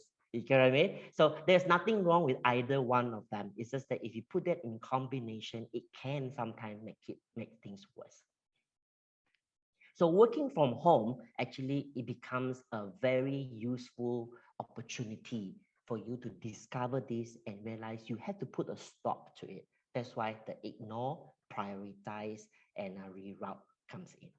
Otherwise, you will always feel you have an escape room. You don't need to deal with it. So if I am a high extraversion combined with low neuroticism, do you think it's any better? Maybe the person likes to engage with people, a lot of activity, not much of anxiety, fine. Yeah, very peaceful, very happy, very jovial, happy-go-lucky. But then fear of rejection, no. Oh, different already, right? Just now, before fear of rejection, everything seems okay, right? He is an extraversion and he has low neuroticism, somebody who is very happy-go-lucky, no worry, can buy petrol 2 days later, don't worry, can buy the thing next time. Very, very, very jovial person, a lot of interaction with people. But if this person comes with fear of rejection, oh, then it's different. The more he interacts, even though low neuroticism, this person starts to feel rejected very easily, start to feel emotional very easily. And the person doesn't share about that, keep it to himself. Yeah, and don't want to deal with it because low neuroticism is like, it's okay, it will be over. Then the next time and the next time and the next time. So don't be surprised. Even people with high extraversion, low neuroticism, but because of fear of rejection, they may end up with depression as well. Which is why we sometimes are surprised that the person seems jovial. How come got depression? I thought depression is for those people who are low extraversion, quiet one got depression. Actually, some of the quiet ones, no depression one, they forget things very easily. It's the one who are talkative and then they mind. I was so jovial in a party, and because Berenice made some joke, Mina made some remark, I can't forget it, after that. The joke, the party time, I'm the happy one. When I come back, I keep thinking, why they say like that now? I know that joke Mina said is purposely targeted at me one. And then it's so obvious, right? In the party, Pat didn't even initiate to come to me. She talked to Tessa, and she initiated to talk to Tang. How come not me? What did I do wrong to her? In the party, I was the sociable one. Okay, so whatever that may be, you know your combination, so you know some of the risks. Like I said, you can't change that. But what you can do is to at least adopt some of the coping mechanism to ignore, to prioritize, and to reroute. Okay, so that's so much that I have to share with you over this 2-hour session. I hope you have benefited from it. If you can't take 100%, even 20% is good enough to have a change of your routine. Yeah.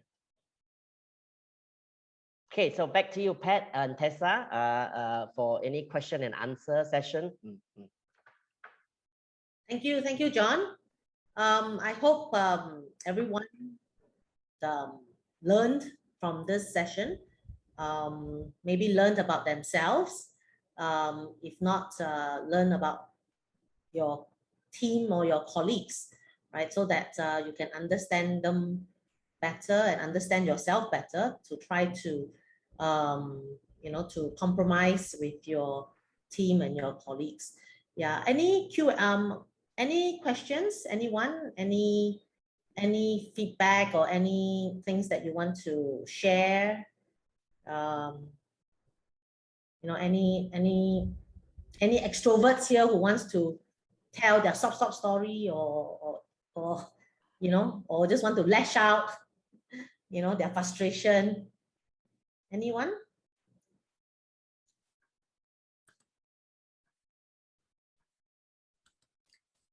Pat, I just want to ask John something? Yeah, sure. I keep saying I'm not an extrovert. What do you call a person like me who's very selective about? I'm an extrovert in a selective group, so I'm very selective where I'm extrovert. Is there a term? No, it just the term is extrovert selectively.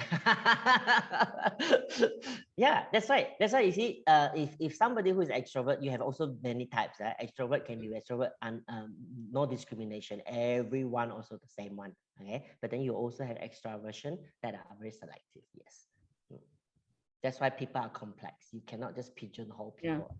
You know, yeah.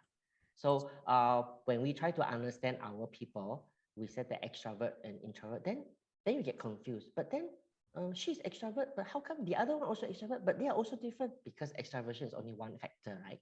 Yeah, you have to look at it. Okay. No, I just wanted to know if I'm evaluating myself correctly. Yeah.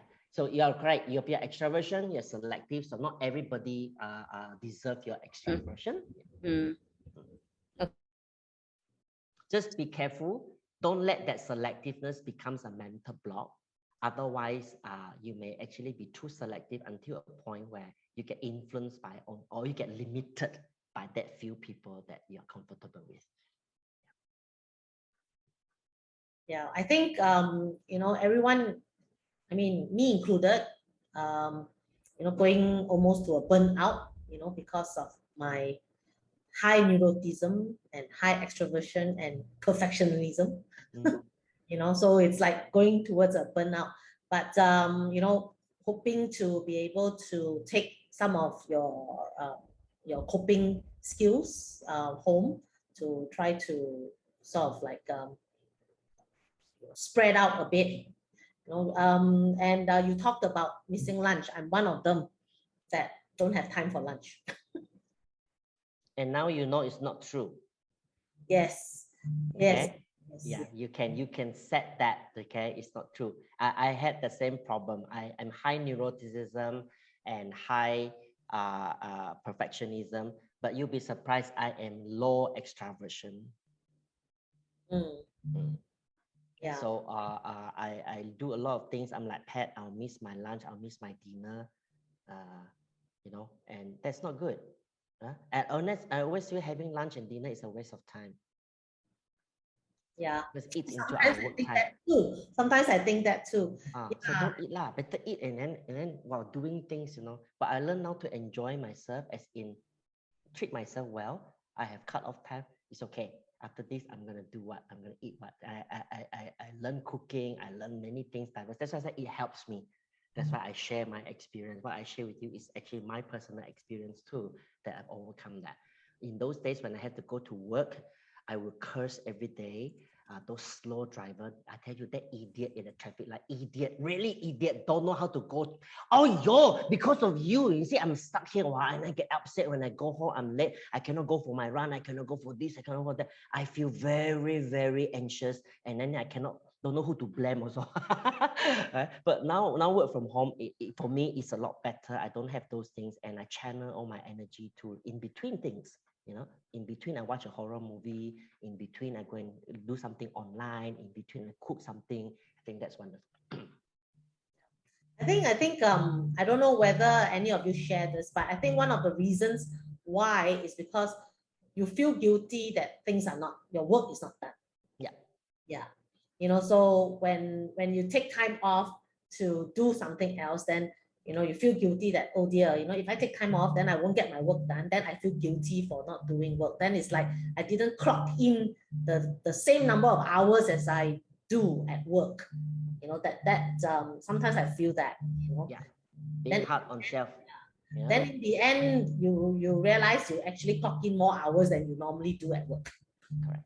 And I think that only not only speaking to us as individual, I think we need to also look at it from us being a supervisor, a manager, or an employer, or you know, superior to our staff. Okay, we need to also not think that people work from home means lazy.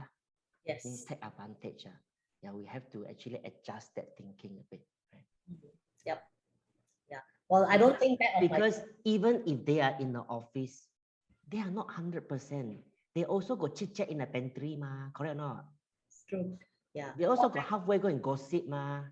So why are you so particular that at home they will do more, and the office they are not? Actually, not true. Sometimes in the office whole day, people, hey, we have experienced that, don't we? Sometimes the whole day in the office we ended up, actually, what did you do today? We didn't do anything, isn't it? Yeah. Yeah, I think with my team, they are fine. I don't, I mean, I trust that they do their work. So far, as long as my clients don't complain, I'm happy. To me, I gauge my team by whether I get complaints from my clients. So far everything is good. So yeah, I think it's more the anxiousness of them getting things done. But so far, no problem. They have been good. Yeah. So I don't give them a lot of pressure. I hope I don't give them a lot of pressure.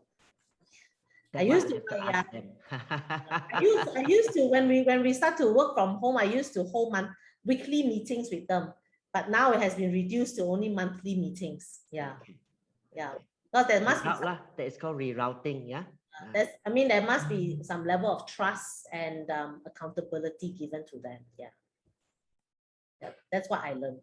Yeah. Other questions, comments from the rest of you? I think maybe applying to other people, because if you're working from home, you're all alone, right? But, and also through the Zoom, if the new people that you're meeting, you can't, it's not right, but somehow we always compartmentalize people into those behaviors. So that will be hard. Yeah. I think changing your own, okay, maybe it's not right so to say easier, but it's within control. You know that you can change that, but other people you can't. Yeah. That's why it's also good to learn to ignore those things that are not really a big matter. Working from home and work in office, obviously both has its own pros and cons, right? Yeah, you cannot duplicate 100% work from home the same as work in office. So certain things we just have to live with it and just say, it's okay lah. If I have a new colleague that I never met before, or and I have to work with this person, I cannot engage this person as perfectly as I would in a work office environment. So be it lah. Can the person still do the job? Yeah. And this person may not be as close to you as another colleague who has worked with you for 10 years before. It's okay lah. Even the person who worked with you 10 years before, one day he resigned also. So why are we so hard up like, yeah, that's why you see I work from home, you see compare this employee and the other one, the other one so close to me, this one not so close to me. So why are you so hard up about that? Not so close lah. Can get the work done good enough. Yeah, but you'll be surprised. Sometimes even through virtual, you do make some good friends too. Because sometimes virtual work from home is more personal too. And I can see just now Atika got her daughter is here, right? Yeah, you can get to know each other. Some got cat one, got beautiful cat, the tail very nice, always go through the camera. Yeah, it's so wonderful, and I really like that. Let us not be too. We have to have a new norm. Work from home is something usual. So even if I work from home, so long as I'm not naked, if I don't have to wear very beautifully, if my mom, my daughter, my son has to walk past at the back, so what? Yeah, we don't have to be overly like, my background not nice. So ashamed. Don't see. I think that becomes you are not used to it. And then when the daughter or son comes, why you? No, come. Let me show you Papa's boss. This one is Papa's boss. So you know why sometimes I'm so stressful. This boss, look at her. Fierce or not? Yeah. And then you can make it fun, and you can, sometimes, yeah. And I have starting to see some participants when they are having virtual session, they are so relaxed. They have their daughter sit on their laps. They have the cat moving around, and they can tell you, sorry, I didn't eat anything today. I have to eat first. What? Yeah. And I feel it's so comfortable. It's so natural rather than camera, like that, like so stiff like that. And then don't know what to do, might as well turn off the camera, mute everything so that you can do other things. No, in fact, I have attended a session while I'm cooking. Yeah, because I'm just a participant, it's passive, I'm just listening, and I just put there and I just cook. I mean, I mute, I don't disturb them. But when I hear something interesting, I want to ask, I just unmute. By the way, I don't understand that example. Can you explain? Yeah. And then they ask, what are you doing? I'm cooking. You want to learn some recipe? They can have a joke in between. That should be the way. Don't be overly conscious that I am working from home. No, it should be normal.